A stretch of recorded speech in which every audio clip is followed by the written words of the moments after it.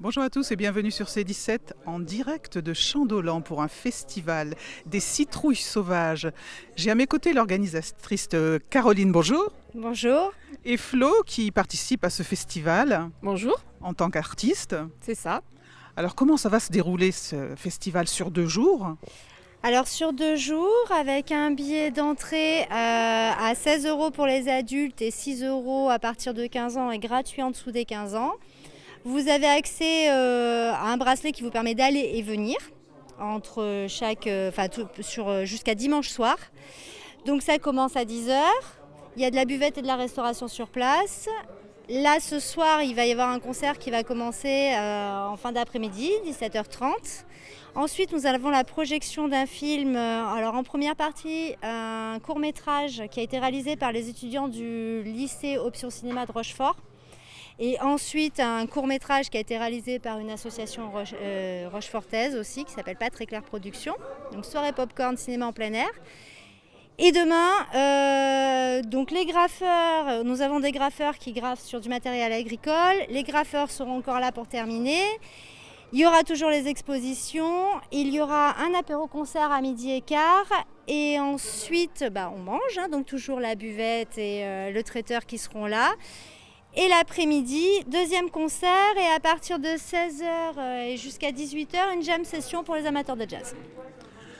Vous, Caroline, vous pouvez me parler de tous les artistes qui exposent ici, qui sont des artistes, je pense, charentais de la région. C'est exact.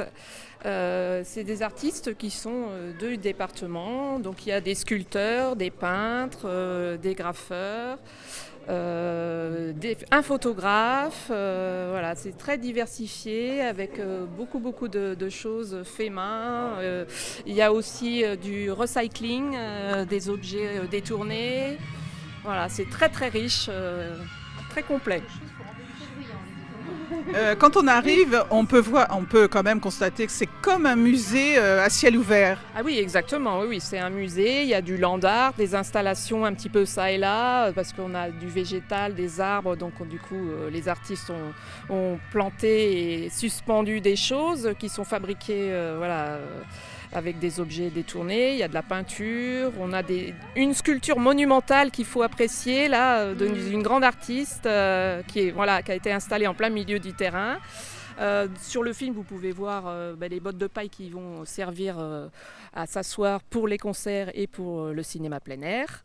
Voilà, après c'est une déambulation effectivement comme dans un musée, mais vraiment en plein air, dans un cadre idyllique. Après, c'était un peu le principe aussi de créer, moi quand j'ai voulu créer cet événement, c'était pour créer du lien aussi entre les citadins et les ruraux et de pouvoir aussi avoir la possibilité, je pense pour les gens qui n'osent pas, les galeries qui n'osent pas forcément se déplacer sur des gros événements, d'être dans un cadre atypique qui fait qu'il y a peut-être plus de familiarité, plus de facilité à communiquer avec les artistes. Le fait qu'on soit dehors sur des bottes de paille comme ça va permettre une proximité et une détente, j'espère, qui va permettre à tout le monde de se découvrir aussi. C'est une très bonne idée. Dites-moi, les citrouilles sauvages, pourquoi cette appellation ? Alors en fait, moi j'ai un atelier qui s'appelle l'atelier de la citrouille perdue et quand je cherche un nom pour le festival, c'est une de mes petites élèves qui m'a dit s'ils sont tous aussi fous que toi, il faut qu'ils soient un peu sauvages, alors ce sera les citrouilles sauvages et j'ai trouvé ça rigolo et je trouve que ça va bien au lieu quoi. Autre chose ?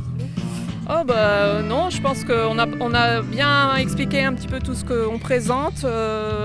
C'est un peu aussi une colonie de vacances des artistes, on se connaît très bien, on a fait beaucoup d'événements ensemble sur d'autres sites et quand Caro nous a invités dans son lieu, chez elle, qu'elle a lancé ce projet extraordinaire, on a tous répondu présent. Merci à toutes les deux. Merci, à bientôt. À bientôt sur C17 et toujours en direct. Venez nombreux.